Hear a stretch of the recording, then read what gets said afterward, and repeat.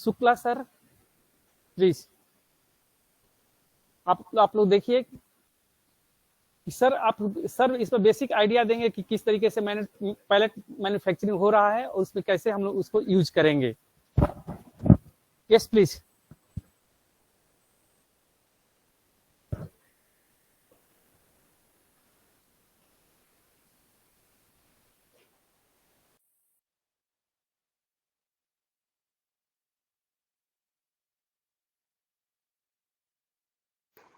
Hello,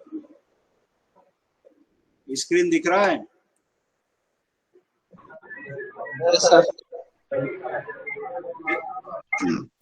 start करूं? Yes sir.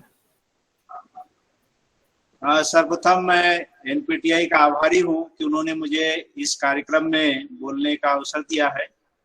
आज के जैसा टॉपिक है biomass pelletization and equipment uses in pelleting plants. तो इसमें हमारा जो उद्देश्य रहेगा कि बायोमास पैलेटाइजेशन क्या चीज है और इसमें कौन कौन से इक्विपमेंट यूज करते हैं। मेरा ज्यादातर फोकस प्रैक्टिकल पे रहेगा कि प्रैक्टिकली आज के डेट में इंडस्ट्री क्या यूज कर रही है और क्या क्या नहीं करना चाहिए, इसके बारे में मैं अपना प्रैक्टिकल अनुभव आपके बीच में शेयर करूंगा। तो सबसे पहले पैलेट मैन्युफैक्चरिंग होता क्या है, जो नए स्टूडेंट्स वगैरह हैं उनकी जानकारी के लिए, कि जो बायोमास होता है, बायोमास को एक काफी जो है बल्की मटेरियल होता है। जैसे एक ट्रक में अगर हम लोग बायोमास को लोड करें तो हार्डली 1 टन 2 टन ही आता है। इसमें ट्रांसपोर्टेशन कॉस्ट काफी ज्यादा पड़ती है, तो इकोनॉमिकली फीजिबल नहीं रहता है। इसलिए बायोमास को यूटिलाइज करने के लिए इसको एक डेंसिफाई कर दिया जाता है। तो डेंसिफाई जो किया जाता है मटेरियल, एक 6 mm से 12 mm डायमीटर होता है और लगभग 25 to 30 mm लेंथ होता है, एक चाक की तरह जिससे बन जाता है। इस मटेरियल को हम लोग पैलेट बोलते हैं।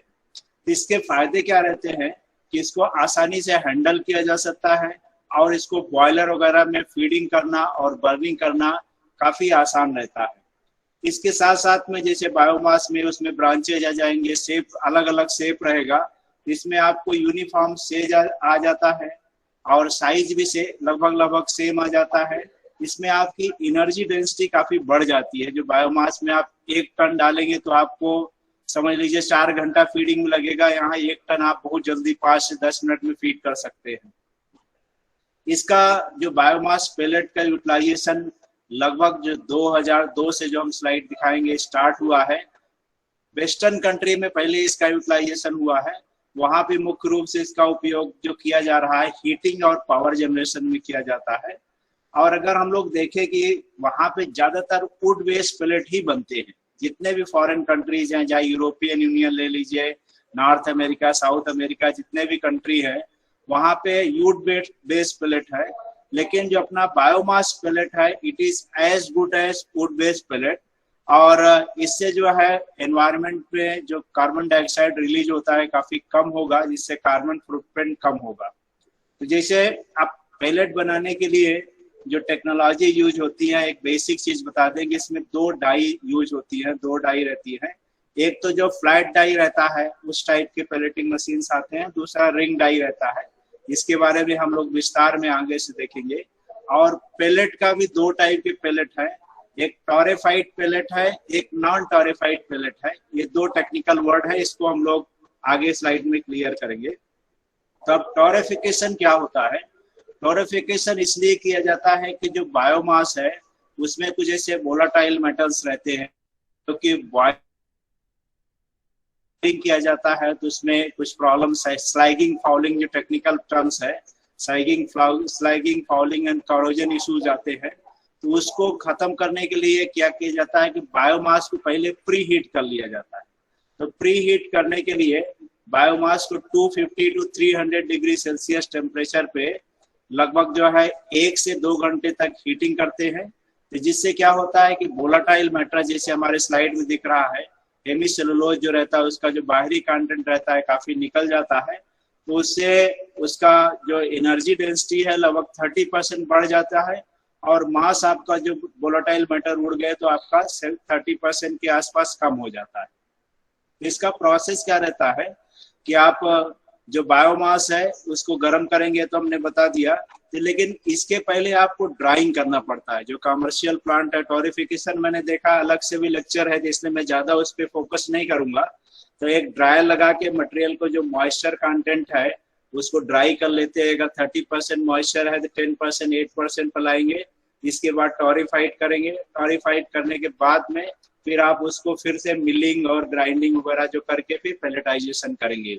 जिससे बेनिफिट एनर्जी कंटेंट बढ़ गया, हाइड्रोफोबिसिटी आ जाता है। इसका मतलब कि जो मटेरियल है वो मॉइस्चर एब्जॉर्ब नहीं करता है, और इसका ग्राइंड करना और इसको जो पावर प्लांट में हम लोग मिलिंग करते हैं, मिलिंग में एनर्जी कम लगती है।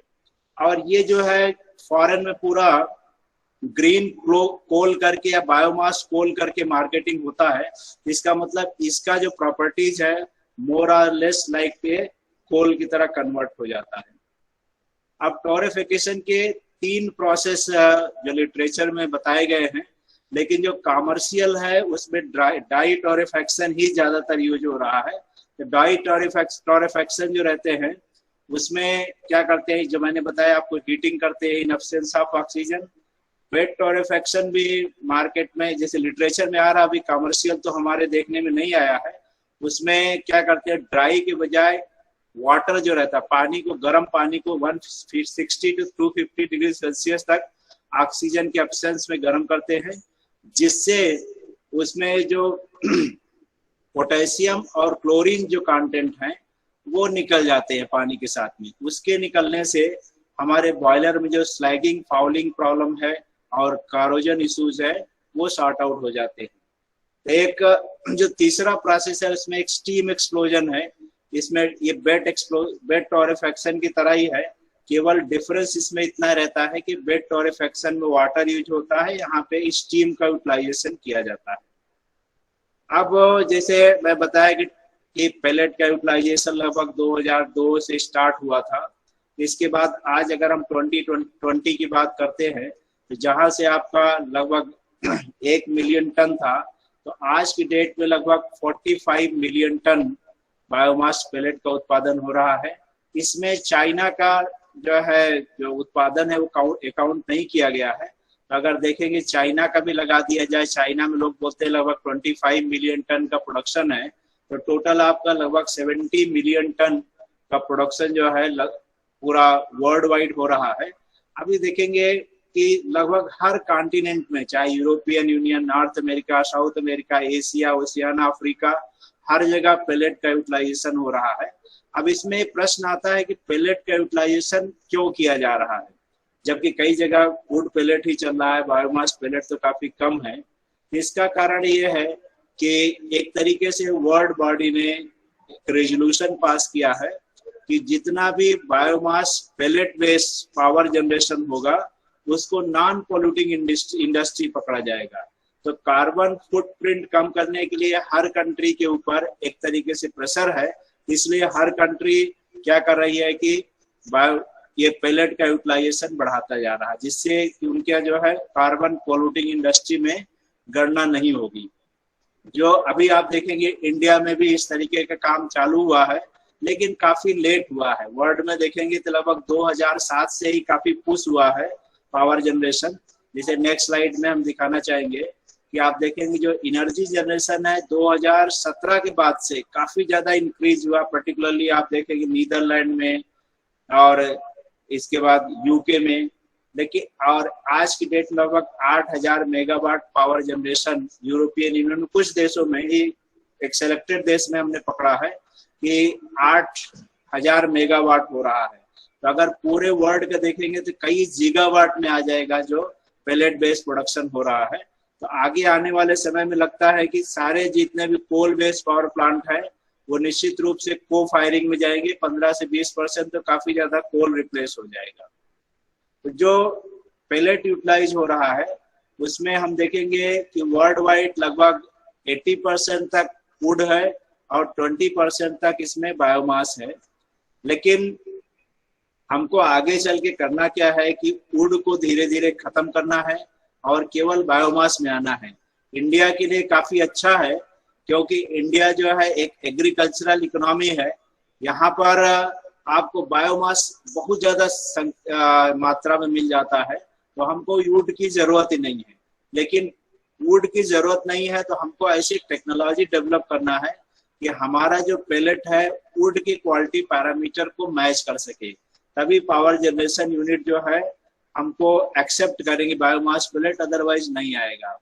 अभी देखेंगे कि इंडिया में लास्ट 2 सालों से कम काफी ज्यादा पेलेट का एक तरीके से ट्रेंड चल रहा है। हर आदमी, हमारे पास भी 2-3 इंक्वायरी कर रोज आते हैं कि पेलेटिंग प्लांट डालना है, या कुछ यूजर्स आते हैं कि हमको पेलेट्स यूज करना है, ब्रिकेट यूज करना है। तो उसका कारण क्या है? एक तो मार्केट में आप देखेंगे कि कोयले का काफी शॉर्टेज आया है। दूसरा, जो वर्ल्ड में जो कोयला है वर्ल्ड मार्केट में इसका इंपोर्ट काफी महंगा हुआ है। और तीसरा चीज है कि गवर्नमेंट ऑफ इंडिया ने, जैसे अभी शुरू की इनॉग्रल एड्रेस में कई लोगों ने बताया कि गवर्नमेंट ऑफ इंडिया ने एक पॉलिसी लॉन्च किया है कि जिसमें सितंबर 2022 से आपको 5% जो है बायोमास पेलेट की ब्लेंडिंग करना कंपलसरी है पावर प्लांट जनरेशन यूनिट के लिए। इसलिए, और उससे जो लगभग काफी ज्यादा मिलियन मेट्रिक टन का, लगभग 30 मिलियन मेट्रिक टन का 5% यूटिलाइजेशन करने से डिमांड आ जाएगी। तो इसके कारण बहुत सारे पावर प्लांट उसमें स्टेब्लिश हो रहे हैं। तो आगे आने वाले समय में लगभग 4-5 सालों तक, जब तक स्टेबलाइज नहीं होता, मार्केट में काफी ट्रेंड बना रहेगा। अब जो पेलेट हम लोग बनाते हैं उसमें जो एनटीपीसी के पावर प्लांट हैं उनका एक स्टैंडर्ड बनाया गया है कि किस स्टैंडर्ड का पेलेट वो लोग एक्सेप्ट करेंगे। उसमें जो मेन चीजें मैं आपको बताना चाहेंगे कि पेलेट का उन्होंने जो किया है, मुख्य रूप से उनका जो डायमीटर पेलेट का 25 mm तक चलता है, जबकि और जितने भी लगभग प्राइवेट सेक्टर में जितने भी पेलेट यूज हो रहे हैं, जैसे यहाँ नागपुर में हल्दीराम बहुत बड़ा यूजर है, तो उनके यहाँ हार्डली 8 से 10 mm चलता है। वर्ल्ड वाइड अगर आप देखेंगे तो वहां पे भी 6 mm से लेके 8 mm 10 mm, इससे ज्यादा डायमीटर का पेलेट एक्सेप्टेबल नहीं है। लेकिन हमारे यहाँ 25 का किया है। दूसरा, इसका लेंथ वगैरह, मेन चीज जो तीसरी चीज है इसमें है कि कैलोरीफिक वैल्यू 3500 लिया गया कि 3500 किलो कैलोरी पर केजी होना चाहिए नॉन टेरिफाइड का, और टोरिफाइड का 4500 होना चाहिए। और मॉइस्चर कंटेंट 9% अलाउ किया है। आइस कंटेंट को काफी ज्यादा अलाउ किया है, 20% अलाउ किया है। शायद वो मान के चल रहे हैं कि जो भी आपका बायोमास मटेरियल है वो सारा उसमें यूटिलाइज हो जाए। जैसे पैडी का उनका टारगेट है, तो पैडी में लगभग 15 से 20% आइस कंटेंट होता है। उसको ध्यान में रखते हुए शायद ये जो स्टैंडर्ड डेवलप किए गए हैं। और जो बाकी और चीजें तो लगभग सामान्य चीजें हैं। इसमें एक चीज है कि जैसे बायोमास, जैसे महाराष्ट्र में मैं देखता हूँ, महाराष्ट्र में किसी भी बायोमास में आइस कंटेंट बिलो 10% है। 6 to 8% के लेवल पे ही जो है आपका बायोमास में आइस कंटेंट आता है। तो अगर आइस कंटेंट के बेस पे जो है अगर हम लोग पेमेंट करें, ज्यादा होगा तो पैसा कट जाएगा, अगर कम होगा तो उसको प्रो रेटा ज्यादा रेट देना चाहिए, जिससे कि बायोमास जो पेलेट है उनके मैन्युफैक्चरर को पेलेट बनाने में फायदा हो, नुकसान ना हो। अगर वो 20% ऐसे उनके अलाउड है तो 20% बनाने के लिए उसमें बहुत सारा मैनिपुलेशन कर सकते हैं, जिससे अल्टीमेटली बॉयलर में फायरिंग में दिक्कत आएगी। ये मैं कई फोरम में बोलता आ रहा हूँ, इस बार भी मैंने मैटर रेज किया है। तो अभी इसमें पेलेट के बारे में तो हो गया, पेलेट होता क्या है, कैसे बनाते हैं। अब इसकी मशीन्स के बारे में हम लोग चर्चा करते हैं कि कौन कौन सी मशीनें इसमें यूज में आज के डेट में आ रही हैं। तो सबसे पहले एक छोटा पेलेटिंग प्लांट होता है जो हमारे यहाँ भी लगा हुआ है, एक डेमोन्स्ट्रेशन यूनिट करके। इसमें मोस्टली फ्लैट डाई यूज होती है और इसकी कैपेसिटी लिमिटेड होती है, 100 kg से लेकर के 400 kg तक। इवन मार्केट में तो आजकल 5 kg 10 kg का भी आ रहा है। तो आप ट्रायल लेने के लिए, कुछ डेमोन्स्ट्रेशन करने के लिए ठीक है। इसमें पावर जो है 20 से 50 HP तक यूज होता है, जो थोड़ा से कम मिनिमम कमर्शियल लेवल का है। और छोटे का तो मैं देखा 5 HP भी लगाते हैं। इसमें जो पैलेट बनता है 6 mm से 10 mm तक पैलेट बनता है। इसका जो पैलेट मशीन है, इसका पैलेट केवल एक मशीन पे स्टैंड अलोन इसलिए मैंने लिखा है, इसका 3 से 5 लाख रुपए मार्केट में प्राइस है प्लस जीएसटी। अगर मैं इसको बात करूं कि whether it is technically viable, I will say that yes it is 100% technically viable, but it has very poor viability as far as commercial plants are concerned. That we will discuss later on, that what are the commercial plant and why it is economically unviable for such type of plant. Next जो आता है एक dual feed briquette machine market में develop हुई है। उसमें जो manufacturer है इको स्टैंड करके पंजाब में, या लेहरा करके दो है, इन्होंने जो ब्रिकेट मशीन होती है, एक्चुअली ब्रिकेट मशीन हमारी 90 mm का ब्रिकेट बनाती है। तो इसी ब्रिकेट मशीन के इन्होंने डाई थोड़ा सा चेंज किया है।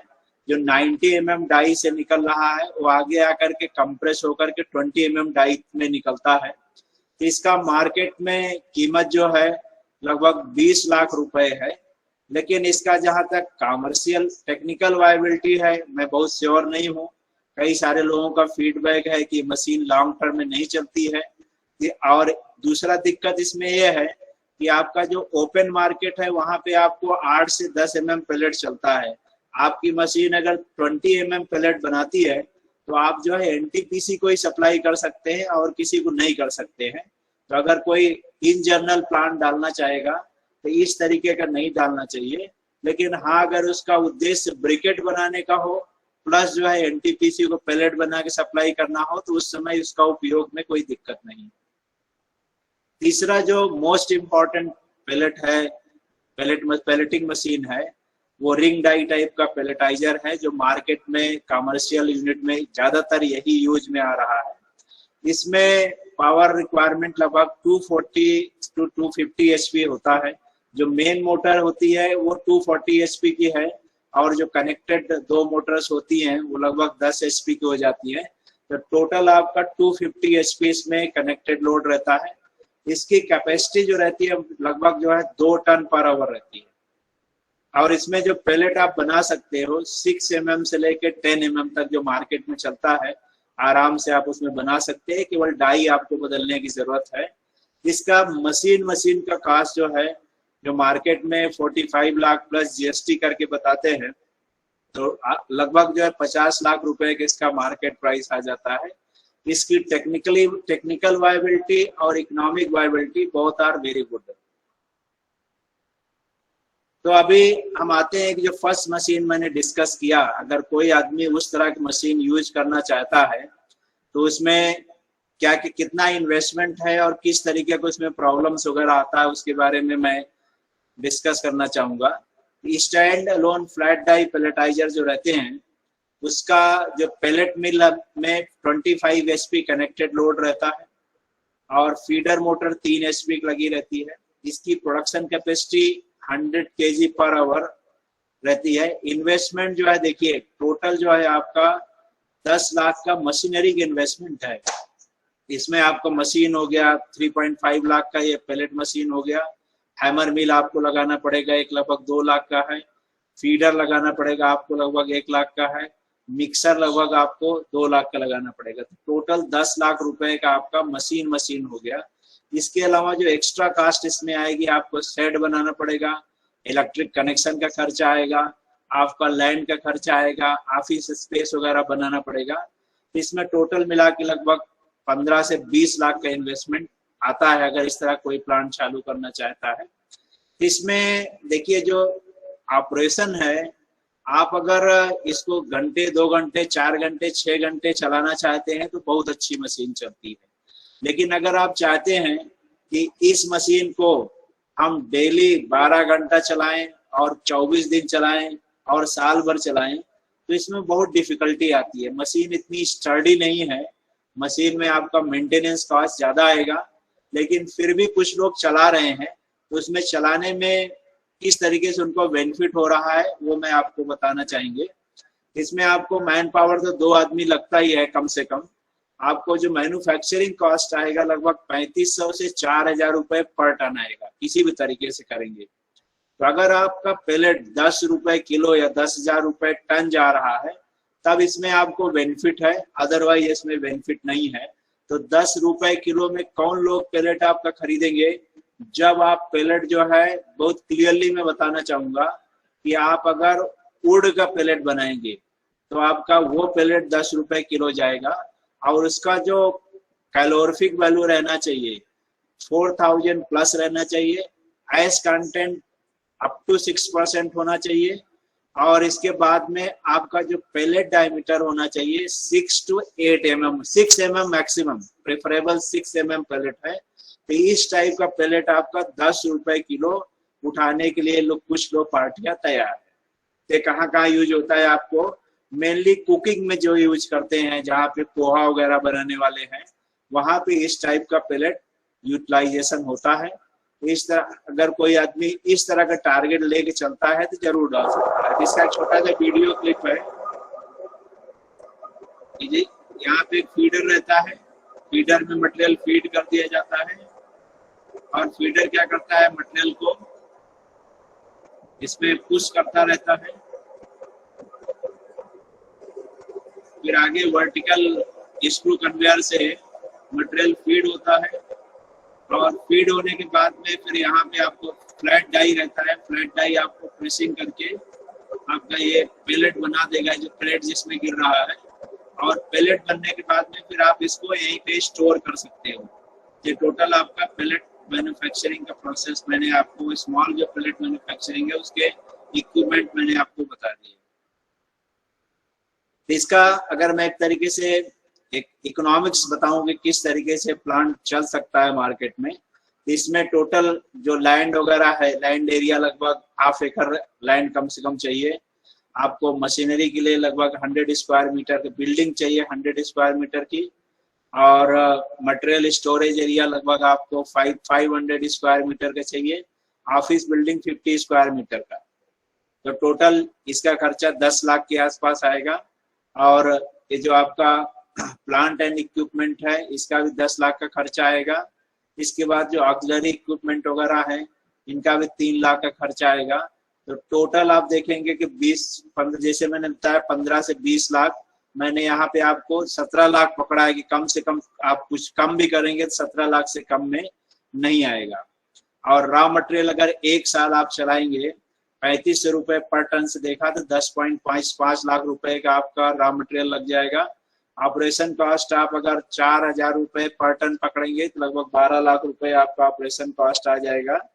ग्रॉस एनुअल इनकम आप 30 लाख रुपए का आपको साल भर में इनकम हो सकता है, जब आप साल भर जो है कम से कम 8 घंटा डेली चलाएंगे प्लांट तब। और आपका जो नेट एनुअल इनकम है 6 लाख रुपए हो सकता है इस मशीन से। इसका जो रिटर्न ऑन इन्वेस्टमेंट है अराउंड 25% है। लगभग 4 साल में आपका जो पैसा होगा इसमें रिटर्न हो सकता है जब आप 4 साल ये प्लांट को चलाएं। लेकिन 4 साल तक सक्सेसफुल चलाने में इतना आसान नहीं है, बहुत डिफिकल्ट है। हो सकता है आपको दूसरी पेलेट मशीन खरीदना पड़ जाए 4 साल में। और अब मैं आता हूँ कि ये कमर्शियल साइज को जो पेलेटिंग प्लांट है उसमें क्या क्या मशीन लगती है और क्या क्या उसमें रिक्वायरमेंट रहता है। तो उसमें जो मैं सीक्वेंस बताऊंगा, सेम सीक्वेंस में मशीन से आपको इंस्टॉल करना है। उसका अगर कोई आदमी डिटेल में पूछना चाहता है तो बाद में भी मुझे पूछ सकता है, क्योंकि अगर जरा से भी आप इधर उधर कर दिए तो आपको प्लांट चलाने में बहुत दिक्कत आएगी। वो मैं प्रैक्टिकल इशू भी आपको एक फोटो के माध्यम से समझाने की कोशिश करूंगा। तो सबसे पहले आपको एक ड्रम चिपर यूज करना है जिसमें आप बायोमास वेस्ट जो रहता है या आपको वुड वेस्ट रहता है वो सबको आप चिपिंग कर सकें। तो चिपिंग जो होगा आपको 10 से 40 mm लगभग 1 से 2 इंच के बीच में आपको मटेरियल उसमें कट करके मिल जाएगा। इसके बाद में फिर क्या करना है आपको, इसकी साइज को फर्दर कम करना है। फर्दर कम करके आपको जो हैमर मिल है, हैमर मिल में आप ले जाएंगे तो आपको 3 से 8 mm मटेरियल उसमें आपको साइज आ जाएगा।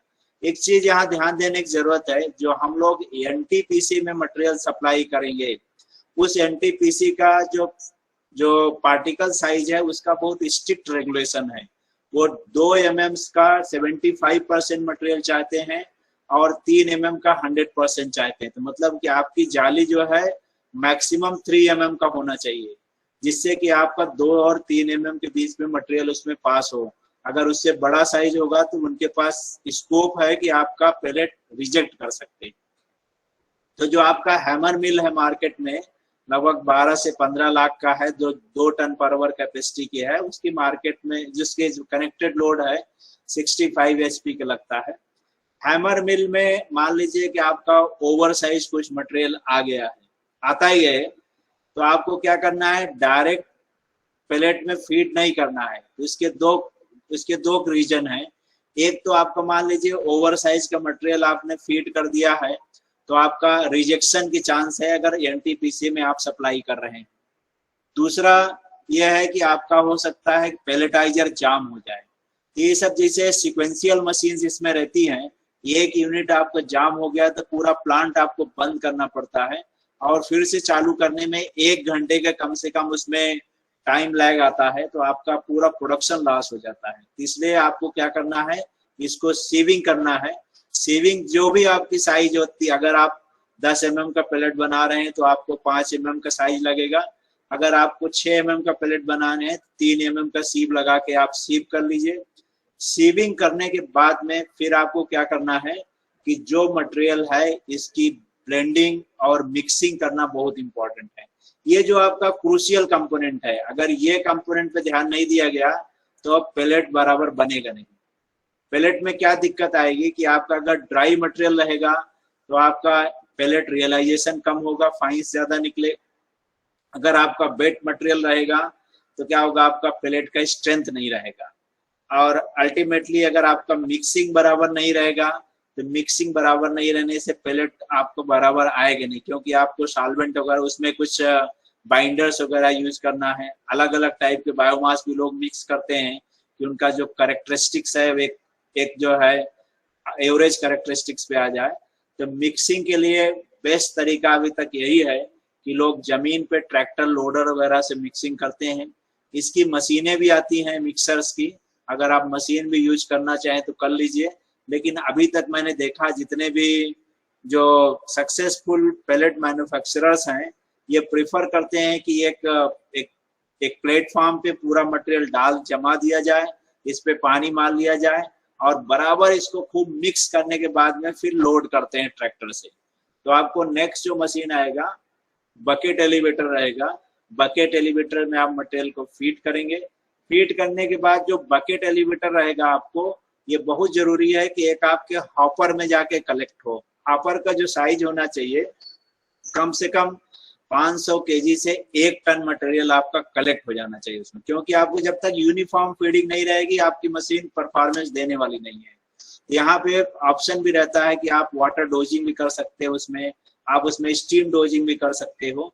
इस टाइप का जो स्टैंडर्ड सिस्टम है आपको फीडर में डाल देना है। फीडर में डालने के बाद में फिर आपको कम से कम 2 स्क्रू कन्वेयर में पास करना पड़ता है। 2 स्क्रू कन्वेयर पास करेंगे तो मटेरियल जो स्लाइटली मिक्स कम हुआ होगा पूरा यूनिफॉर्म मिक्स हो जाएगा। मिक्स होने के बाद में फिर आपको पैलेट मिल में जाएगा, जो हमने बोला रिंग डाई टाइप का पैलेट मिल है। उसमें जाने पे आपका एकदम फर्स्ट क्लास जो है स्टैंडर्ड कैपेसिटी का आपका 2 टन बोला गया है, तो कम से कम 1.5 टन तो आपको पर घंटे में प्रोडक्शन मिल जाएगा। नहीं तो कई लोग बोलते हैं हमने खरीदा तो 2 टन का है, हमको मिल 1 टन से भी कम रहा है।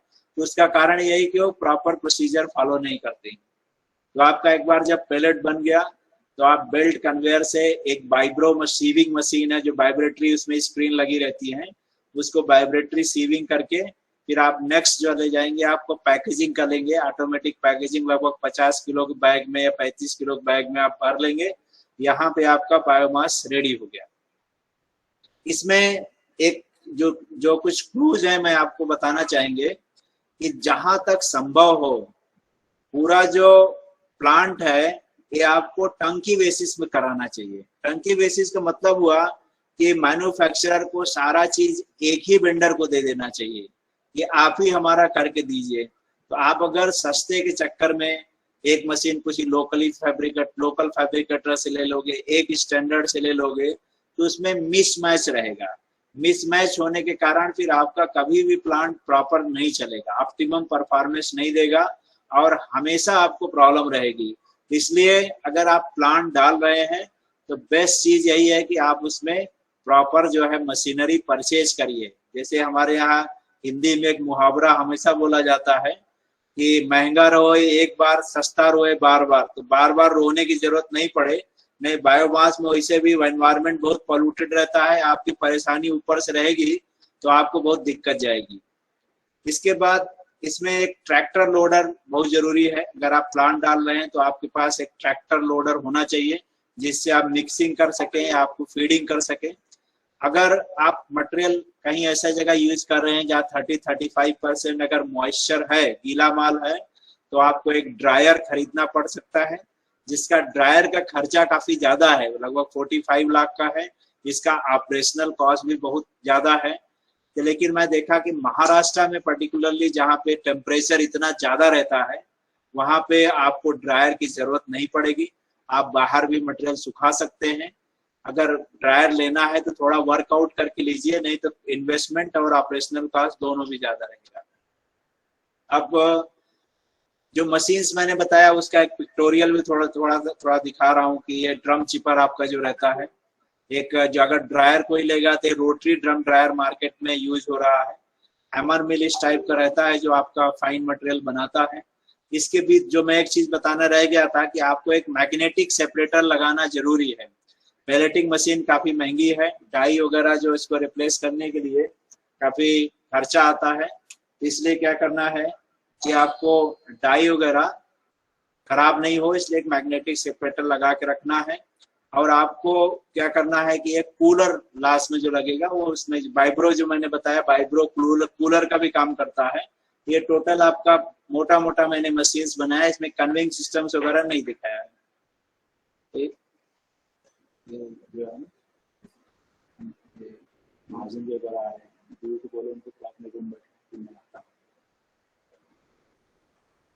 तो नेक्स्ट जो है आपका कि आप अगर एक सक्सेसफुल पेलेटिंग प्लांट डालना चाहते हैं तो उसमें क्या क्या फैक्टर्स हैं।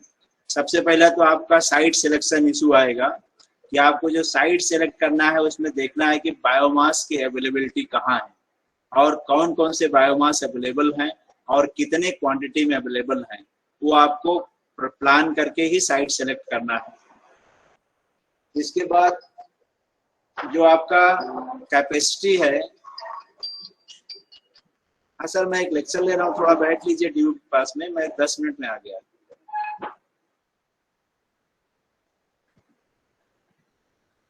हाँ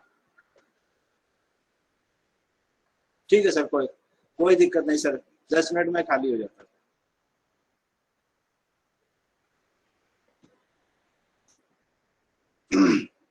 हमारा प्रोग्राम काफी लेट हो गया इसलिए हमारी अगली मीटिंग जो है सेलेक्ट हुई है, तो मैं क्विकली सर खत्म करता हूँ। तो आपको जो साइट सिलेक्शन करना है कि एक उसके हिसाब से देखना है। और दूसरा चीज ये रहता है कि कुछ लोग जैसे प्लान करते हैं कि मैं बहुत सारे पेलेटिंग मशीन से एक साथ डाल लूंगा, शायद चाइना की वीडियो वगैरह देख करके। तो आपको ये देखना है कि बायोमास अवेलेबिलिटी एक प्लेस पे लिमिटेड है। तो आपको क्या करना है कि अगर बहुत ज्यादा कैपेसिटी आपको प्रोडक्शन करना है, किसी का जैसे रिलायंस वगैरह से एग्रीमेंट हुआ है बहुत ज्यादा सप्लाई करने के लिए, तो आपको कई जगह पे कई जो है स्पेस लगभग 50-50 किलोमीटर डिस्टेंस छोड़ के आप लगाइए, और जिस तरह से जिससे आपको बायोमास का दिक्कत नहीं जाए कि बायोमास आपका मिल रहा है कि नहीं मिल रहा है। और आपको जैसे मशीनरी मैंने बताया कि आपको एक ट्रस्टेड सप्लायर से ही खरीदना है, उसके कम से कम 5-6 प्लांट वर्किंग में हो, आप देख करके उसके खरीदिए।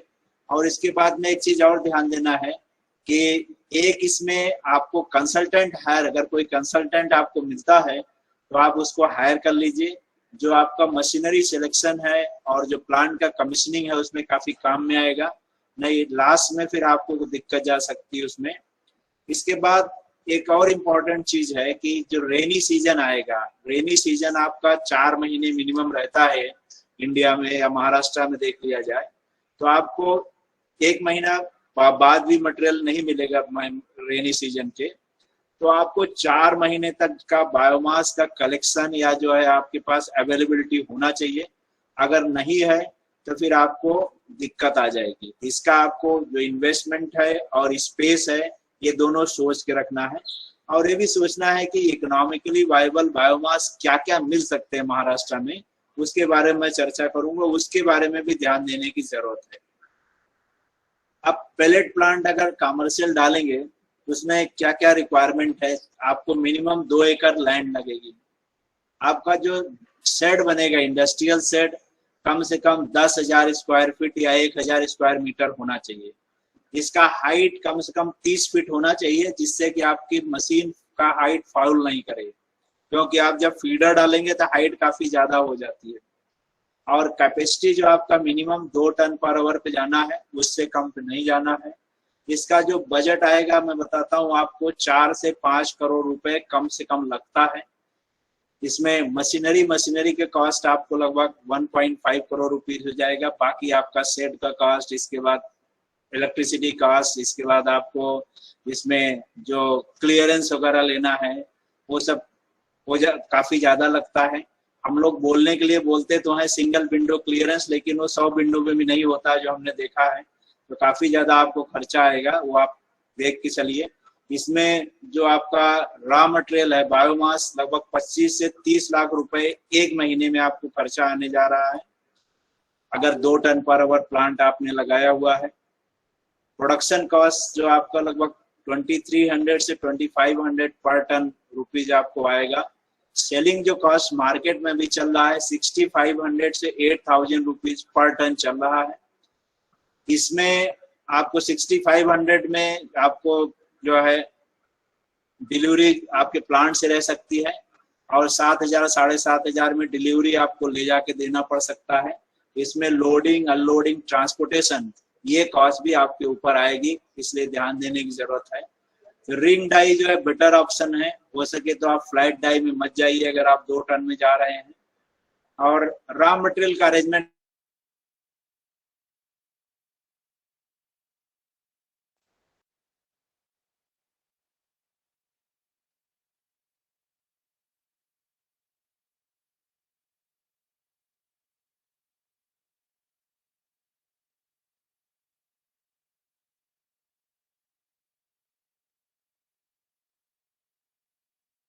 बड़े कांटेक्ट में हैं और भी हो सकते हैं। तो मैं आपको जो बताना चाहेंगे कि हलोल में आरके मशीन्स करके हैं, उनकी मशीनें नागपुर में कई चल रही हैं।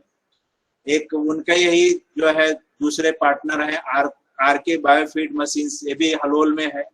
इनकी भी दोनों की मशीनें लगभग सेम है, आप दोनों में से कोई भी चूज कर सकते हैं। इंदौर में एक हिंदुस्तान इक्विपमेंट प्राइवेट लिमिटेड करके है, उनकी भी मशीनें ले सकते हैं।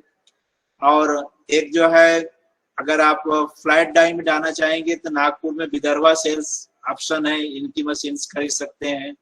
और एक राघवेंद्र इंडस्ट्रीज करके हैदराबाद में तेलंगाना में है, ये भी काफी पॉपुलर हैं, इनकी भी मशीनें खरीदी जा सकती हैं। बड़ोदरा में एक आध दो और सप्लायर्स हैं जो हमारे टच में नहीं है लेकिन ठीक ठाक करते हैं, उनसे भी कांटेक्ट किया जा सकता है। तो ये मैं आपको एक वीडियो दिखाना चाहेंगे किस तरीके से बायोमास पेलेट का मैन्युफैक्चरिंग कमर्शियल प्लांट में हो रहा है।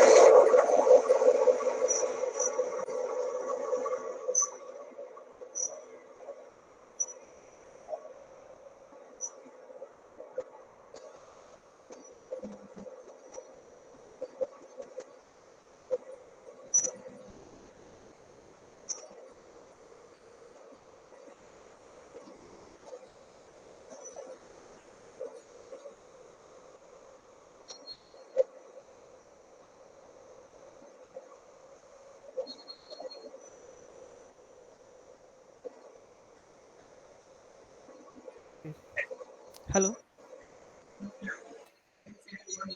हाँ, हेलो। स्क्रीन शेयरिंग बंद हो गया? हाँ हाँ। कितनी देर बंद हो गया?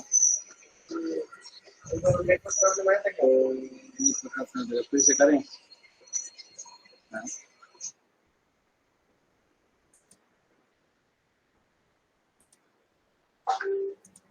हाँ।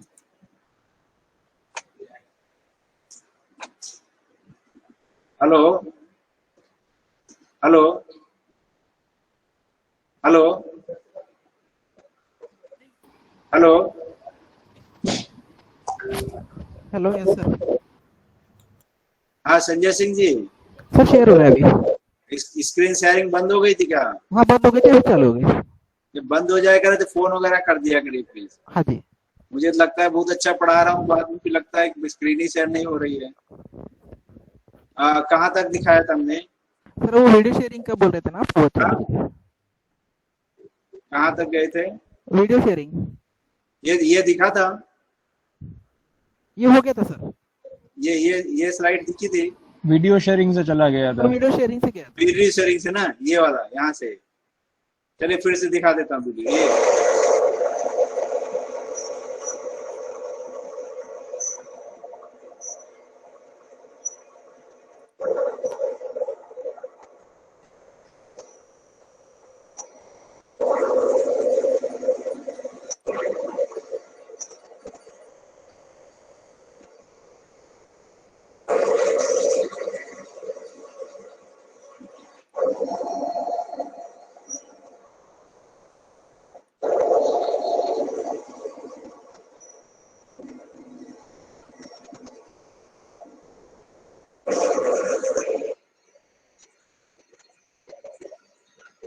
ये पैलेट लगभग बन चुका है। अब यहाँ पे किस तरीके से बैगिंग करेंगे, बैगिंग का ऑपरेशन दिखाया जा रहा है।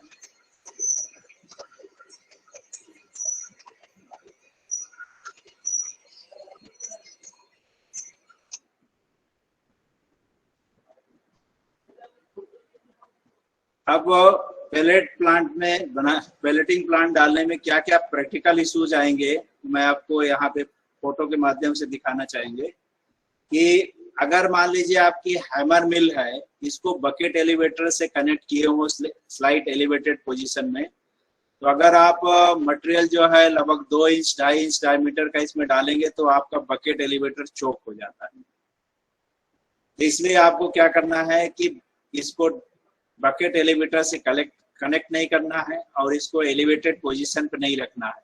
इसको आप ग्राउंड पोजीशन पे रखिए और इसको बकेट एलिवेटर से फीड ना करके आप इसको न्यूमेटिक फीडिंग करिए या मैनुअल फीडिंग करिए, नहीं तो आपका जो है सिस्टम चोक हो जाएगा और आप यूज नहीं कर पाएंगे।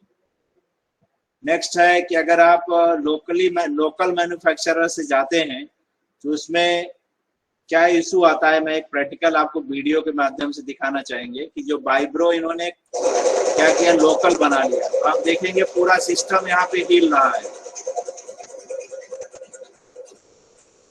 पूरा का पूरा सिस्टम जो है हिल रहा है। ऐसा लग रहा है कि बस गिरने वाला है, भूकंप आया है। ऐसा इसलिए हुआ कि यहाँ पे आप देखेंगे जो शॉक एब्जॉर्बिंग है वो अगर प्रॉपर मैन्युफैक्चर रहता है तो स्प्रिंग लगा करके उसको रोकता है। लोकल मैन्युफैक्चरर क्या करता है, स्प्रिंग की जगह पे एक जो है प्लेट लगा देता है। तो प्लेट लगाने में क्या होगा, पूरा वाइब्रेशन आपका स्ट्रक्चर में पास हो जाता है। जैसे यहाँ देखेंगे, यहाँ पे प्लेट यूज किया गया है, तो प्लेट एक रिजिड स्ट्रक्चर है, तो पूरा आपका इसमें पास कर देगा तो आपका स्ट्रक्चर टूट जाएगा या एक्सीडेंट हो सकता है।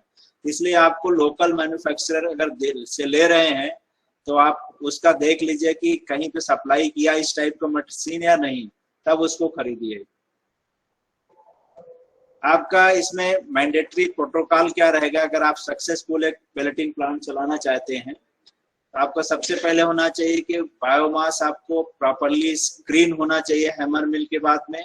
अगर स्क्रीनिंग नहीं तो आपका चोकिंग प्रॉब्लम आएगा। मॉइस्चर जो आप मेंटेन करेंगे 15 से 16% के बीच में करेंगे। अगर ज्यादा मॉइस्चर रहेगा तो आपका पैलेट पोरस बनेगा, उसका स्ट्रेंथ नहीं रहेगी, फाइंस ज्यादा आएगा। लो मॉइस्चर रहेगा तो आपका पैलेट का रियलाइजेशन कम रहेगा, इसमें फाइंस काफी फाइन डस्ट आपके क्रिएट होंगी। अगर ड्राई मटेरियल जो रहेगा उसमें आपको रियलाइजेशन भी कम आएगा। और आपका होमोजेनियस मिक्सचर जो है बहुत इंपॉर्टेंट है पैलेटाइजेशन के लिए। तो होमोजेनाइज मिक्सचर बनाने के लिए आपको क्या करना है कि जो बायोमास है, वाटर है, बाइंडर है, इसको प्रॉपरली जो है ट्रैक्टर लोडर से फीडिंग के पहले आप मिक्स करिए।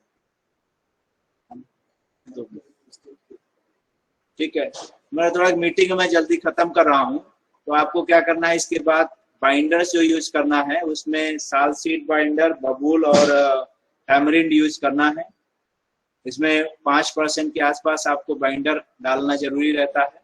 जो आपको बायोमास के ऑप्शन है महाराष्ट्र में, उसमें कॉटन स्टॉक, सोयाबीन कुटार, मक्का कुटार, groundnut shell, bagasse, sawdust, wood chip और राइस हस्क यूज होंगे। इसके बाद इसमें पैडी स्ट्रा भी यूज कर सकते हैं। और इसमें हर एक में थोड़े थोड़े इश्यूज हैं जो कॉटन स्टॉक्स वगैरह है। तो हमारी नेक्स्ट मीटिंग है, मैं लेना चाहूंगा। मुझे लगता है जो मुझे टॉपिक दिया गया था इक्विपमेंट का, तो मैंने पूरा कवर कर लिया है।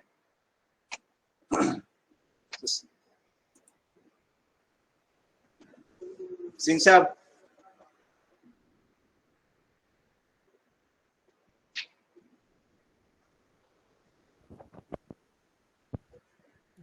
हेलो। हेलो। हाँ सर। तो इक्विपमेंट का पूरा कवर हो गया, बायोमास का रह गया है थोड़ा बहुत लास्ट में। जो अगर आपका वो रहेगा ना, जी सर, प्लेनरी सेशन रहेगा तो उसमें हम लोग कर लेंगे लास्ट में। ठीक है सर, नो प्रॉब्लम। कोई अगर किसी का क्वेश्चन होगा, एक आध दो क्वेश्चन ले सकते हैं, किसी कुछ हो, या लास्ट में क्वेश्चन लेंगे? लास्ट में लेंगे सर, फाइनल डिस्कशन में, ठीक है। सर एक मिनट सर, सर एक दो क्वेश्चन हैं sir, please.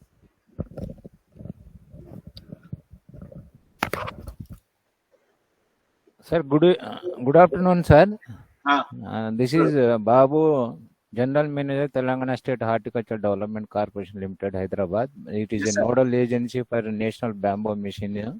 yes sir. Sir, you have added all crops, but not bamboo. Bamboo also a grass family. It can be used as a.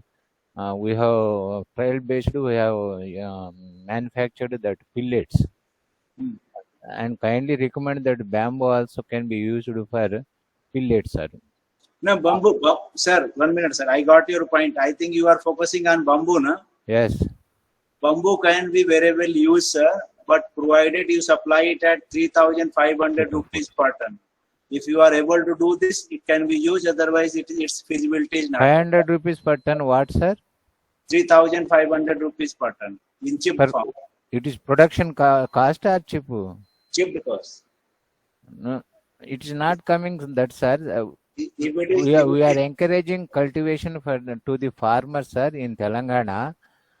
They are growing bamboo, and it is also in harvesting stage. Yeah, I got your point, sir. We have tested bamboo. Actually, we have a slide also on bamboo, but I could not show that slide. What are the specifications? What are the? Sir, bamboo is very good material. It has 4,200 kilocalorie Yes. energy and less than 4% as content. We are working with Forestry Department of Maharashtra on bamboo for pelletization. Only issue is supply and cost. If you can supply at reasonable rate, it is acceptable.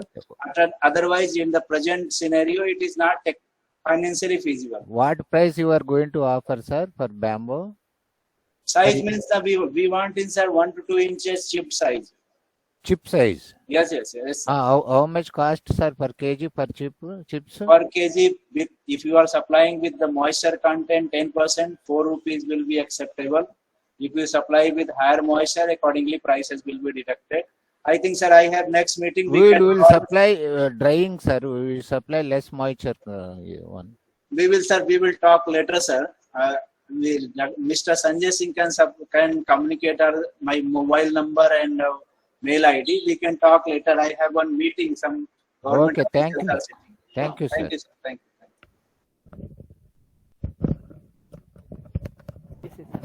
Thank you, sir. Thank you.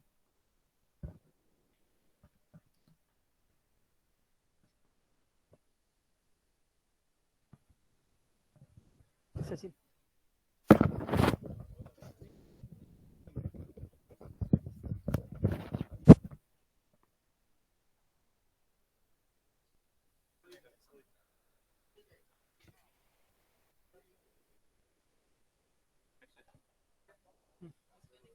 अभी लगा रहे हैं। नहीं offline है भाई, sir का है, Tushar sir का।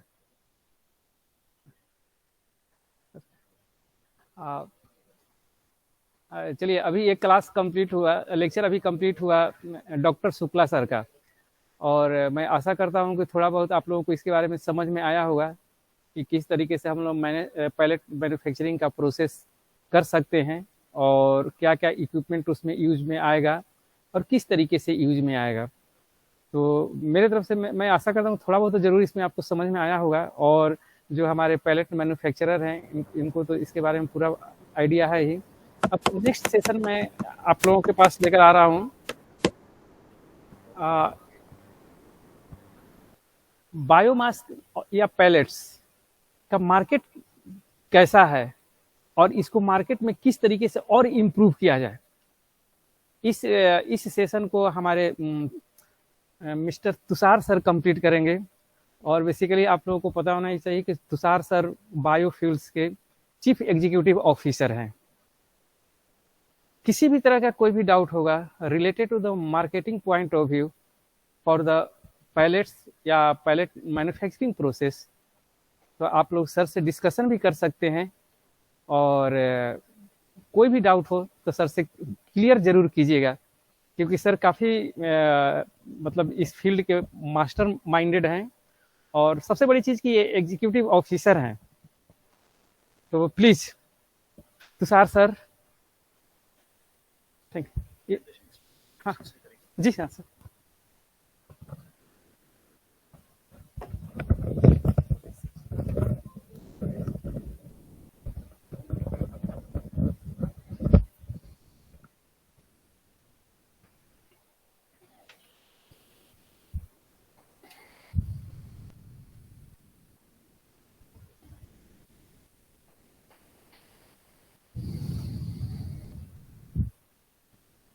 The PDF last file, last, नीचे, yeah.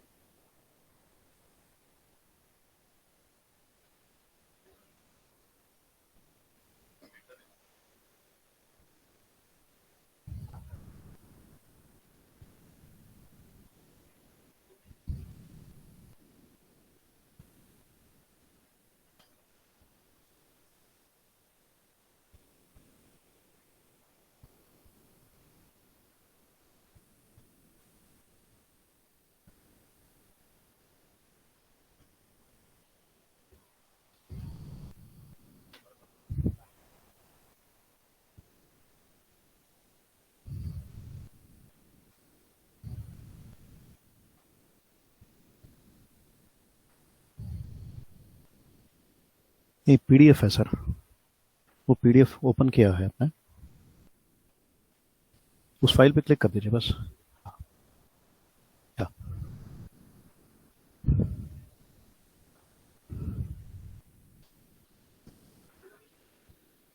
Is my screen visible now to everyone? Okay. Yes. So very good afternoon to everyone. I am Tushar. I am part of the Biofuel Circle, which is a marketplace for biomass. Not audible? Okay. Can you hear me now? Audible. Yes, we can hear you properly. Okay. So I represent Biofuel Circle. It's a company we started 2 years back. This is a marketplace that we have launched for the bioenergy sector, and our objective is to create a market access for all kind of bioenergy which is generated out of agricultural residue. So that is our focus. And I would just like to discuss a little more about the whole concept and what is it that we're trying to do. So let's come to the agricultural waste scenario. This is a much publicized number. I'm sure you would have come across this in various reports, and government, even Niti Aayog has a report which is published on the scenario of agricultural waste. This is also a hot topic of discussion in media. Every post Diwali, we find, this topic becomes the headline item, especially for North. And the reason is because, India being an agrarian economy, we generate around 650 million tons of agricultural residue every year. Out of this, roughly around 400 million ton finds usage, and these usages are multiple usages. But what remains is between 180 to 230 million tons, which is completely wasted. So it is either abandoned or it is burnt in the fields. Both of these ways eventually lead to pollution, because if you abandon it in the field, it generates methane, and that pollutes. If you let it burn, we know what's happening right now in some of the northern states. Currently, industries are trying to put this agricultural waste to use. About 25 to 30 million tons is used, but that's barely 10% of the available opportunity. If this entire waste could be utilized, it could help solve around 17% of India's energy need. So this has a significant potential of taking our country towards energy security, because this is what can secure a good part of our energy need that we as a growing nation we need. Plus, apart from the power, the greenhouse gas emissions which are contained itself is another significant motivator for us to try and find a solution towards this. So why is this problem such a large problem, and why is everybody talking about this today? What is it that this problem represents? So if we take a step back and if we look at the agricultural scenario of the country, and I'm talking of country as a whole, we have around the average land holding of an Indian farmer is about 2 acres per farmer. Generally 2 tons of waste per harvest per acre gets created. So typically a farmer in entire 12 months will produce somewhere around maybe 4 tons of agricultural waste or agricultural residue from his farm. Now it may sound like a very large quantum, but frankly for a 4-ton waste to be effectively disposed needs a lot of effort on the part of the farmer, which is one of the problems that we will look at, and we will come to some of the solutions to that. But that's clearly available. The second is the available time for disposing this waste. So between one harvest season and another harvest season, typically between 15 and 45 days of time is available. In some cases, this time is a little more, but we can safely assume that about a month and a half is what is available for a farmer to sell his produce and dispose the waste. Both the things need to be done. Some of the common uses for this waste are fodder. I think fodder is one of the most common use right now. Mulching, roof thatching, in some cases, soil enrichment also. But all of that is a part of the 400 million tons that we spoke of earlier. One of the reasons why the farmers are unable to, dispose this waste is because, they don't have an opportunity to sell this to anybody effectively. If they could sell this, and if you look at, the industry trend right now and the kind of pricing that exists, Dr. Shukla in his previous session also suggested some prices for pellets. I can tell you the prices of briquettes are also in that range, maybe about 20% lesser than that. And if you look at the value chain, we are looking at the opportunity of enhancing the farmer's income by around 10 to 15%. Considering that an average Indian farmer's income is about 80,000 to a lakh of rupees annually. If you look at adding, say, 10,000 rupees to his income, maybe we are looking at educating 2 children for him. So, there is a social relevance to this solution also. And I think it is worth the effort to try and explore what can be done here. So what is bringing this focus? So we are seeing that now even the government has actually, created a mission for this, national mission on the use of biomass. The core objectives is increase the co-firing of biomass with coal in power plants and industries. The second is, speed up R&D activities, and that's where, Dr. Shukla showed some of the R&D efforts that are on, in ICAR and CIRCOT. plus many other agencies are doing this right now. There is a need and a stated need to create a supply chain for biomass, and the government is also addressing the regulatory issues around that. So with all of this, the benefits that are expected are: one, create a carbon neutral energy source. And the reason it is carbon neutral is because when we are burning fossil fuel, be it petroleum products, be it coal, we are basically burning or emitting carbon or releasing carbon which was sequestered many million years back. Whereas the agricultural residue, when you burn that or when you consume it in any form, the agricultural residue is releasing carbon which is from the last season. So to that extent, it's not fresh carbon that is getting released in the atmosphere, but it is the carbon from the last season which gets released in the current cycle. So that creates carbon neutrality. This is renewable because every year the agricultural activities happen in the farms, and carbon is sequestered and that carbon can be released. Plus, it has the potential of creating employment in the rural areas. So we have environmental benefits, we have social benefits, and we have economic benefits here. Biomass is suitable for combustion, it is suitable for pyrolysis, and it is suitable for gasification. So solid, liquid, gas, all kind of applications for biomass exist, and one can look at using whatever application is most suited to their need. This benefits not just the power generation, but also those applications where heat is needed for, say, process industries. And hence, there is an opportunity of encouraging the use of biomass, both in the power sector or the government sector or the public sector, as well as the private sector. So what are the problems that, that are there which we need to look at?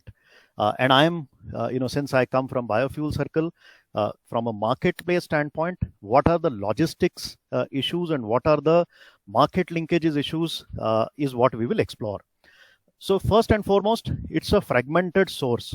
The rural market is very, very fragmented. As we saw, typically a farmer can produce maybe 3 to 4 tons of waste. And with this, if someone needs, say a power plant needs 200 tons per day, imagine the number of farmers that they need to get together for gathering this kind of residue. So that's a important challenge here. The second is, the burning of agri-waste.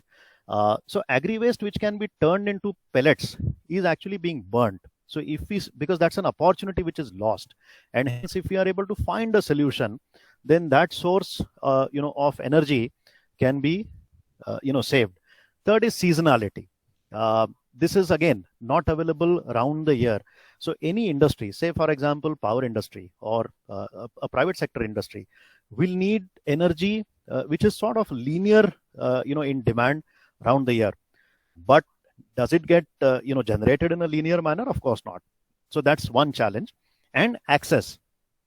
So let us say, for example, there is awareness created and everybody acknowledges the problem. The challenge still remains is that of creating an access for people to interact with each other. So these are some of the key challenges that we identified, and we said, how is it that we can look at creating a solution for this?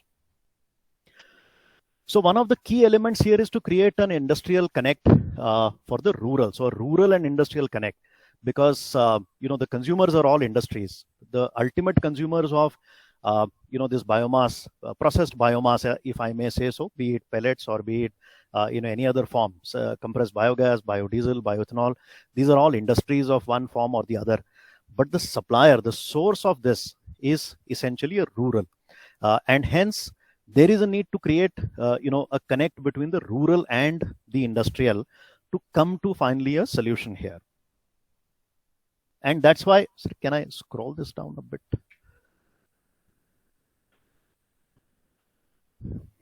अच्छा, हाँ, उसको screen पूरा आ नहीं रहा है, और थोड़ा, हाँ, that's good, thank you. So what we are looking at creating is an ecosystem which connects the farm waste to be consumed as fuel. So we would like to call this the farm to fuel ecosystem. Now, in this ecosystem, who are the players? The players, obviously, the origination is in farms, and hence your farmer is one of the key players here, because that is where the agri residue, originates from. Then there are rural aggregators, maybe some processors or some other entities, because there would be some kind of processing needed in terms of chipping, drying, etc. To the biomass processors, the briquette makers, pellet makers, etc. The bioenergy companies, industries who consume this as fuel, and finally transport and finance. These are important elements of the entire ecosystem. So if any one component is missing, then the chain is not complete. And hence it's important to have these players interconnected so that they can fulfill each other's needs, and they can solve the problem together. So what we've created is a marketplace or a platform. It's a digital platform which is which mimics any successful marketplace. Now, when is a market successful? So if I am a buyer, I should be able to fulfill my needs. I go to a market, I should be able to find people who can sell what I'm looking for. I should be able to deal with them, negotiate the pricing, finalize the pricing. I should be able to trade. I should be able to, create contracts. I should be able to schedule what I have bought, because, what I'm buying is not something which I can carry back with me. If I buy, say, 1,000 tons of, biomass, I need to have the ability to get this delivered in a particular schedule at my place. Obviously, transport is needed for transporting all of this. The invoicing and the payment mechanism. So what we have created is an end-to-end solution from a marketplace perspective also, which can lead from discovering all the way up to payment. So discovering, dealing, scheduling, transport, invoicing, and marketplace. And then we have added layers in terms of trackability and traceability, when the deliveries happen, or paperless contract creation. These are digital contracts that can be created. There's a payment gateway that we have integrated. We've also brought in finance players who can finance, because from a finance perspective, this is a sector which is under-financed and underbanked, and not many people still understand how to finance this. So that's something which we've created. So this entire thing today exists on our marketplace, and there are companies and there are processors and even farmers and FPOs who are interacting with each other and fulfilling their needs. So how do we see a local market? So this is a marketplace which we have created, but there still is a physical local market which exists, which can operate on the platform. If you look at the objective of using biomass, the objective of using biomass is to eventually curb the effects of pollution, and also do that in an economical manner. Now, when that has to happen, one has to also look at various elements, including the cost of transport. And in this supply chain, transport is one of the major components of cost that we are seeing. And hence, our belief is typically a radius of around 150 kilometers is the right kind of radius to look at as a marketplace. This radius can actually be plotted from the demand as being a center. So maybe a large power plant or a cluster of industries in a place can be taken as the center of this circle. And from there, around 150 to 200 kilometers of radius is what is the effective way of dealing with each other. This circle, if you plot this circle carefully, will have the potential of around a lakh of tons per year of biomass trade. What would this circle typically include? This will include about 15 to 20 industrial units. And I'm saying not very large industries also. Even 20-25 tons per day consumption is, and 20-25 tons is not very large. For us, it may appear like that, but generally larger industries are the ones who would consume 150 to 200 tons per day, or even in excess of that. So 15 to 20 industrial units, 30 or 40 processing units who will be able to supply to these industries and fulfill their demand.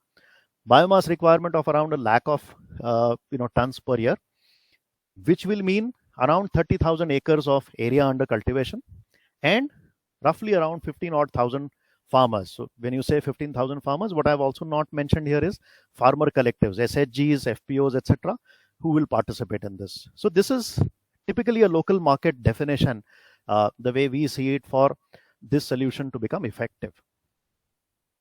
And what does a platform like this create then? The platform creates access for the farmers. The platform also creates opportunity for rural enterprises. So both of these together will, sorry, I'll just scroll it up. So this creates social, environmental, and economic impact if it is implemented correctly, and that's what we are attempting to do. This is the picture. If you look at the picture, this is a picture which tells a story, and it's an important story, and I would like to hence just focus on this. So this is a unit which is a briquette making unit based in remote Konkan. There is a district called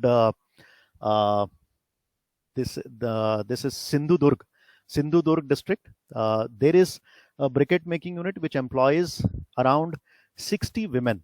It's an all women's briquetting unit. So imagine, apart from just a economic impact and the environmental impact, this industry has the capability of creating a social impact also.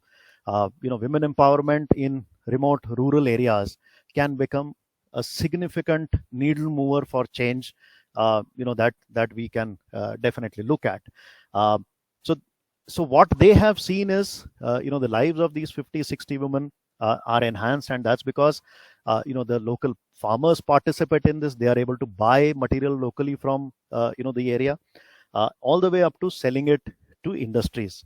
And these are the stages, that we have plotted in terms of how the economic value chain for this segment grows. So a village with around 1,500 acres of land under cultivation could generate additional economic activity in that area to the tune of 75 lakh rupees per year. So imagine if 75 lakh rupees every year gets added to that economy, around 15,000 farmers, sir.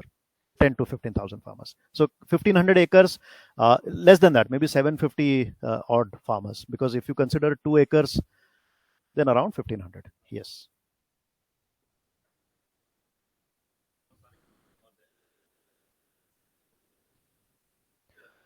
So it's we have apps for farmers, we have apps for transport operators, and we have app as well as a web app for industries and processors. So it's a very simple process. People just, so it's mobile based also, and it is desktop based also. So desktop, it's not an app. No. It's a web based application. Yes. So what we do is to make sure that every participant is a bona fide participant. For every participant, we do KYC. So we verify their GST, we verify their PAN number, we verify their bank account details. So where it is not applicable, it is not needed. So in case of farmer, just a PAN number or a driving license, or one identifier and one bank account detail, so that the transactions are all digital. Yes, absolutely. So we are, in fact, I would like to speak about that, what you asked. So when we looked at this market and the model that we are looking at creating, we realized that there is an opportunity for us to create an impact in the rural area. And if we are able to put this model together, we could probably create the change that we spoke of, earlier. So we spoke to a foundation called BIAF. BIAF is a almost 50-year-old plus foundation operating from Pune. It's headquartered in Pune, but they are present across the country. And they looked at it as an ideal scenario for creating circularization of economy. So they partnered with us, and we said that let us together create, say 20 enterprises, which are biomass enterprises in Maharashtra, which will cover about 10,000 farmers, more than 30,000 acres of land, supply around 1 lakh tons of biomass per year, and create 300 rural jobs. So with this, we started work with them. GIZ, a German aid fund, when they, and the GIZ also works very closely with MNRE on some of these issues. When they heard of this project, we got in touch with them.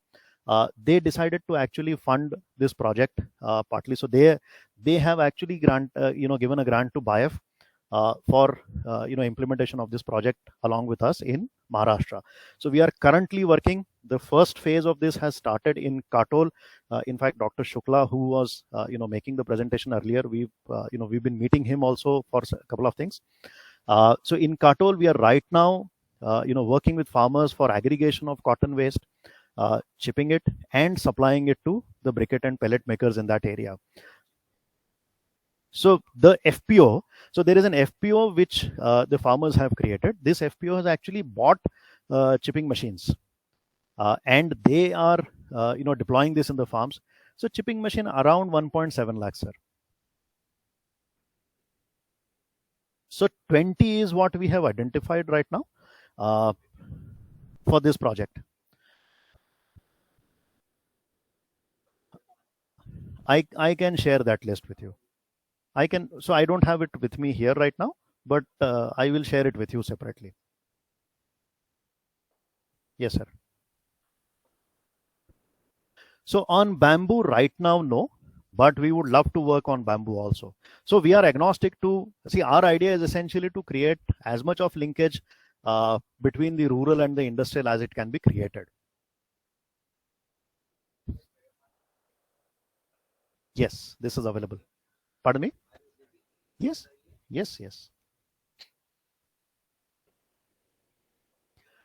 So we don't produce anything. What we are doing is this is being supplied to the industry or the processors who produce. Yeah. So this project we have started over the last couple of months. So this is a 2-year project. We have just started on this and it is going on. So the first one we have the first enterprise is created in Katol. The other ones will follow. The next one is happening in Pune. So that's how we will go about creating these 20 enterprises. Thank you so much, sir. Look forward to. I have given you my card. I will take your card also. So with that, I would like to end my presentation. I mean, this is what we think is an opportunity that we would like to service and we would like to work upon. And that's what we are doing based out of Pune. Currently, we are operating in 3 states, which is Gujarat, Maharashtra, and Tamil Nadu. Very soon, we are launching now our services in North India. So we're starting with Punjab, Haryana, Delhi NCR, and around that time, we will also do North Karnataka or parts of Karnataka. So our idea is that we want to be present in at least 10 states. These are 10 states which are biomass rich states. 80% of agricultural residue is produced in these 10 states. So that's where we want to be there in the next maybe 8 months or a year. Yes, sir.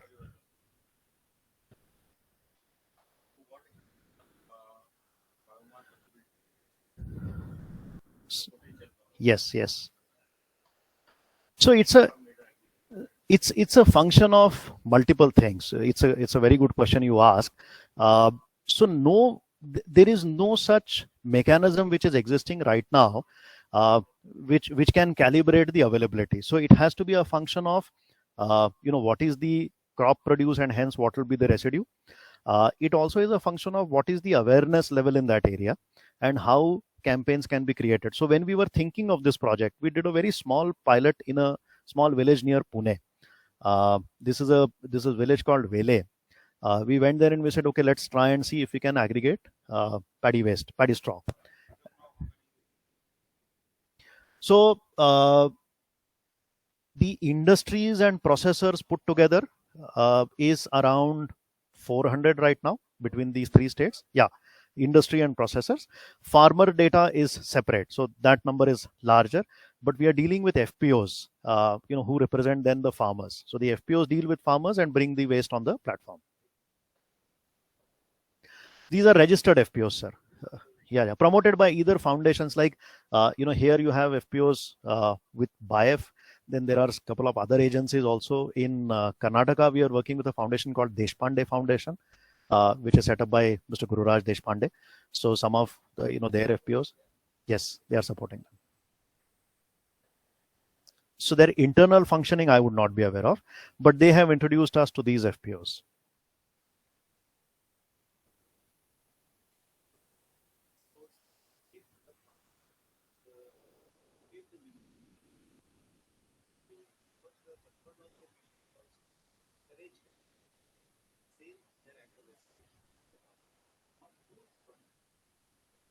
Correct.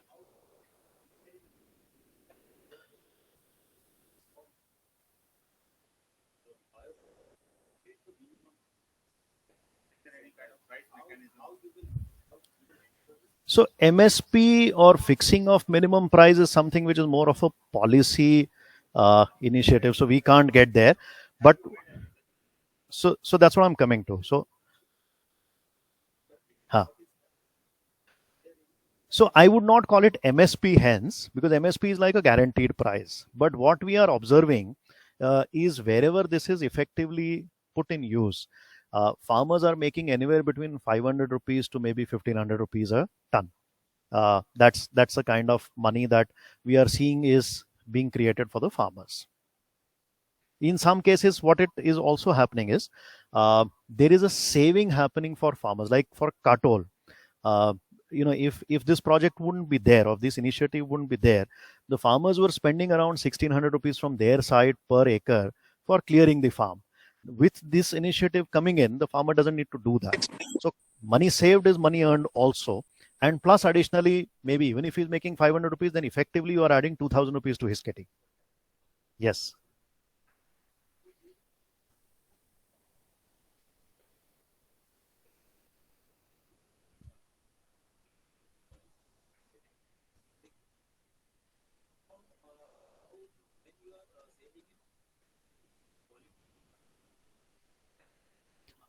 I'm a marketplace. So I do not buy anything. I do not sell anything. I create a mechanism for buying and selling. However, what we have also done is we've set up a network of independent testing laboratories on the platform. So yes, sir. Yes, sir. Sir, I'm a commercial entity, so this is business for me. But farmers are,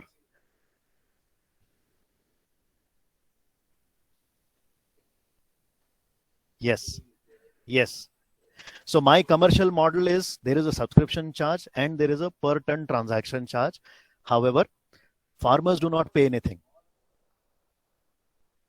So farmers don't pay anything and they get to sell their waste here, which is additional income for them. So we've consciously made sure that the farmer will never pay anything to work on the platform.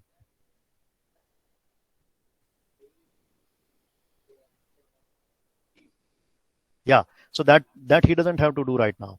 What we have set up is the shredder goes there along with a trailer and it goes on shredding and yeah, so it is saving them money. For the farmer, no, he has to subscribe, but he doesn't pay anything. Yes.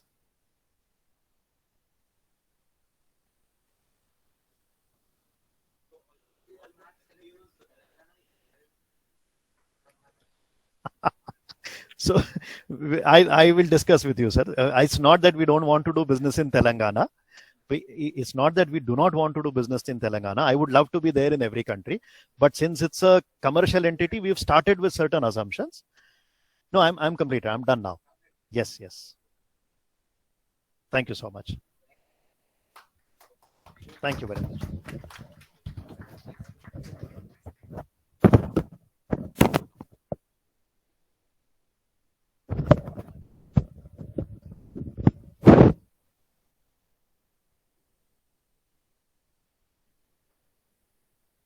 Yes please.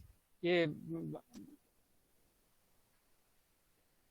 Tushar sir का class जो lecture था marketing point of view से था, तो मुझको आशा है कि आप लोगों को इसके बारे में कुछ समझ में आया होगा ये, क्योंकि इसको समझना बहुत ही ज़रूरी है, क्योंकि विदाउट मार्केट हम लोग कुछ भी नहीं कर सकते हैं। चलिए ठीक है। हाँ yes please.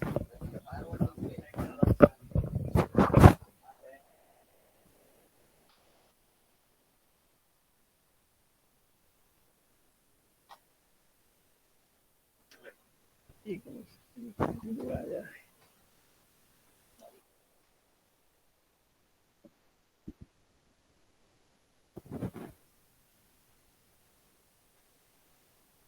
Hello hello hello, yes yes, any question? Hello, no question please. Okay, thank you sir.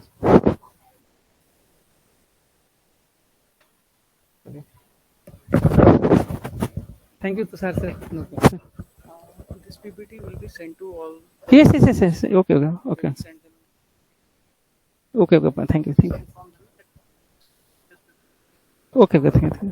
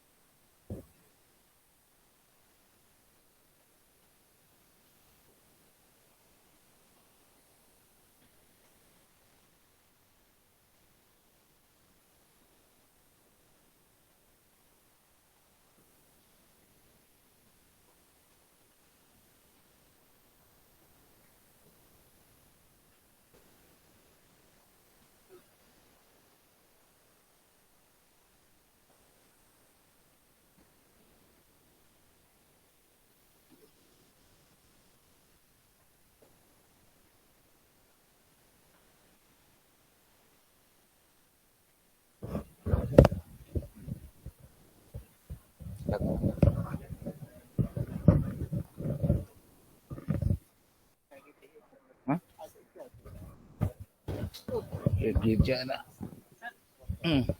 Hello, नहीं आ रहा ना? बाबू मेरा इंट्रोड्यूस कर।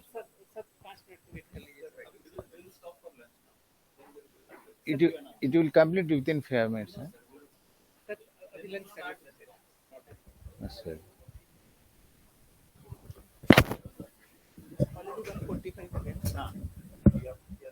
Okay. Yes please. अभी हम लोग लंच ब्रेक लेते हैं, जितने भी हैं सभी लोग, हाँ सभी लोग हम लंच के लिए चलते हैं, प्लीज आप लोग